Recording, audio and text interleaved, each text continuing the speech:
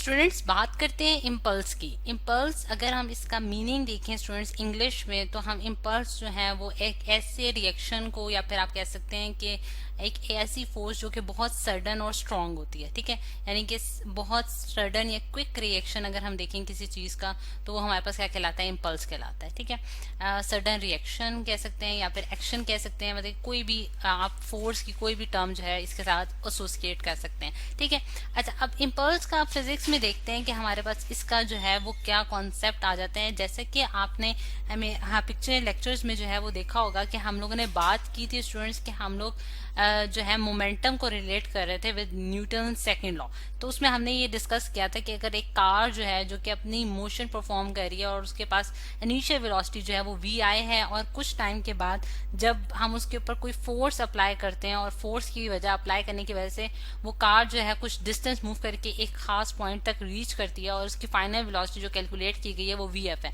इस केस में स्टूडेंट्स जो हमने फोर्स उसके ऊपर अप्लाई की थी, यानी कि जो एक्सटर्नल फोर्स हमने अप्लाई की थी, वो फोर्स हमारे पास उस टाइम में हमारे पास एक कांस्टेंट फोर्स थी। यानी कि कांस्टेंट फोर्स का क्या मतलब है कि एक उसका खास मैग्नीट्यूड था। जिस तरह से मैं कह सकती हूँ, फॉर एग्जांपल मैं कहती हूँ कि मैंने 4 न्यूटन की जो है वो फोर्स उसके ऊपर अप्लाई किया, 4 न्यूटन फोर्स अप्लाई किया, ठीक है। अब अगर इस केस में हमारे पास 4 न्यूटन अप्लाई करने की वजह से, जो फोर्स की वजह से हमारी जो कार है उसने एक सर्टन डिस्टेंस ट्रेवल किया है इन टाइम टी, और हमने उसको उसकी जो वैल्यूज हैं वो कैलकुलेट की हैं, और इस फोर्स की वजह से उसमें कोई एक्सेलरेशन भी प्रोड्यूस हुआ है, क्योंकि कार के पास कुछ ना कुछ मैस है, और उसकी वजह से जो एक्सेलरेशन प्रोड्यूस हुआ है वो हमने एक्सेलरेशन क्या था, ए, उसको हमने ए से डिनोट किया था। अब ये तो हमारे पास स्टूडेंट्स एक ऐसा केस हो गया कि जिसमें हमारे पास फोर्स की वैल्यू क्या है, कांस्टेंट। लेकिन अगर हमारे पास एक डिफरेंट केस आए कि हम फोर्स जो है वो वेरिएबल कर लें, यानी कि वेरिएबल का हमारे पास क्या मतलब है यहाँ, कि अगर फॉर एग्जांपल मैंने 4 न्यूटन की फोर्स लगाई है 1 सेकंड में,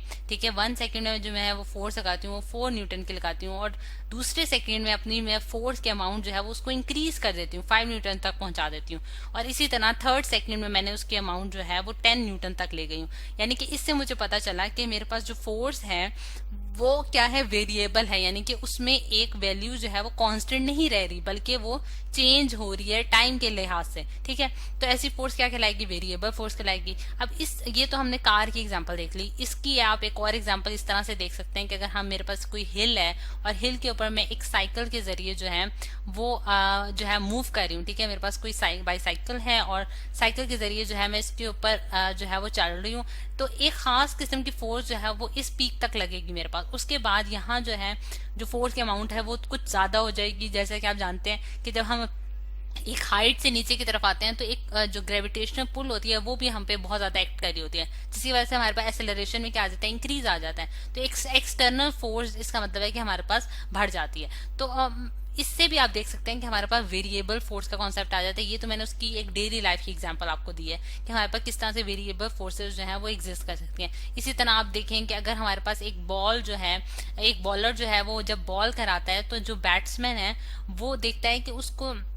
वो डिफरेंट इंस्टेंस पे उसकी जो फोर्स की जो वैल्यू होती है वो डिफरेंट होती है, ठीक है। यानी कि आप देख सकते हैं कि वो जब बॉल जो बैट्स के वो जरिए जो हिट करेगा वो क्रिकेट बॉल को, तो उस पे जो फोर्स की वैल्यू होगी वो डिफरेंट होगी। वो एक इंस्टेंट पे कुछ और अमाउंट की फोर्स लगाएगा, दूसरे इंस्टेंट में किसी और अमाउंट की फोर्स लगाएगा। इस तरह से वो फोर्स जो है वो वेरिएबल हो सकती है। यानी कि ये उसकी तो कुछ एग्जांपल होगी जो कि मैंने वेरिएबल फोर्स के आपको एक्सप्लेन किया। अब ये जो वेरिएबल फोर्स अगर हमारे पास एग्जिस्ट करे, यानी कि जब हम अगर फोर्स लगाएं और वो हमारे पास वेरिएबल फोर्स हो और वो हर टाइम के बाद जो है, हर टाइम के बाद वो अपनी वैल्यू को चेंज करिए, जिस तरह से आप यहाँ देखा है कि हर टाइम के बाद वो अपनी वैल्यू को चेंज करिए, उस केस में हम जो है वो किस तरह से जो है वो न्यूटन सेकंड लॉ को इन टर्म्स ऑफ मोमेंटम किस तरह से लिखेंगे। अब ये हमारे पास एक क्वेश्चन राइज कर जाता है। अब जैसे कि आपने जो है ये जिस तरह से मैं आपको थोड़ा सा पेज स्क्रॉल करके दिखाती हूँ कि जिस तरह से हमने जो फॉर्मूला पिछले लेक्चर में देखा था वो हमने ये देखा कि हमारे पास जो न्यूटन सेकंड लॉ है उसको हम इस तरह से लिख सकते हैं कि F is equal to m v i minus M V F minus M we i divided by t. ठीक है, यानी कि हमारे पास एम वी एफ जो है वो फाइनल मोमेंटम है और एम वी आई हमारे पास इनिशियल मोमेंटम है और टी जो है वो हमारे पास टाइम है जिसपे हमने ये फोर्स अप्लाई किया। तो अब इस चीज को अगर हम वेरिएबल फोर्सेस के केस में लिखेंगे तो हम क्या करेंगे कि इसको इंडिविजुअल लिखने के बजाय हम एफ क्रॉस टी जो है, एफ क्रॉस टी जो है उसको इंट्रोड्यूस करेंगे। F cross T is equals to M V F minus M we I, यानी कि एफ और टी को अलहदा लिखने के बजाय हम उसको कंबाइन करके लिख देते हैं। और ये जो चीज होती है स्टूडेंट्स, यानी कि ये जो आपके पास एफ इंटू टी है बेसिकली, ये हमारे पास क्या कहलाती है, इम्पल्स कहलाती है। ठीक है, इसको हम क्या कहते हैं, इम्पल्स कहते हैं फिजिक्स में। यानी कि फोर्स जो कि एक वेरिएबल फोर्स है उसको हर टाइम के साथ आप जब मल्टीप्लाई कर लेंगे, यानी कि ईच इंस्टेंट के साथ आप जब उसे मल्टीप्लाई करेंगे तो फिर आप जो है वो एक इंस्टेंट पे, यानी कि एक इंस्टेंट पे चेंज इन मोमेंटम की वैल्यू जो है वो कैलकुलेट कर सकते हैं। ठीक है, यानी कि चेंज इन मोमेंटम जो है वो आप देख सकते हैं। और एफ क्रॉस टी जो क्वांटिटी है ये हमारे पास क्या कहलाती है, इम्पल्स ऑफ द फोर्स कहलाती है। और इसमें स्टूडेंट्स ये जो हमारे पास फोर्स है यानी कि एफ, क्योंकि ये वेरिएबल है तो हम क्या करते हैं कि वेरिएबल फोर्सेस को हम क्या करते हैं, उनका एवरेज ले लेते हैं, यानी कि उसकी एवरेज वैल्यू कैलकुलेट कर लेते हैं, एवरेज फोर्स निकाल लेते हैं। और एवरेज फोर्स स्टूडेंट्स हम क्या कहते हैं कि सम ऑफ द वैल्यूज को हम एड अप, यानी कि जितनी आपके पास नंबर ऑफ वैल्यूज हैं उनको आपने एड अप करना है। जिस तरह से यहाँ एग्जांपल के तौर पे मैं आपको बताती हूँ कि आप एवरेज किस तरह से निकाल सकते हैं। एवरेज फोर्स प्लस 5 प्लस 10 हो जाएगी डिवाइडेड बाय 3, यानी कि टोटल नंबर ऑफ वैल्यूज और जो आपके पास वैल्यूज हैं उनको आप एड अप करेंगे divided by total number of values से आप जो है वो एवरेज फोर्स जो है उसको कैलकुलेट कर सकते हैं। ठीक, तो इस तरह से आपने एवरेज फोर्स निकाले और एवरेज फोर्स को आप जो है वो टाइम ड्यूरेशन, जितना टाइम आपने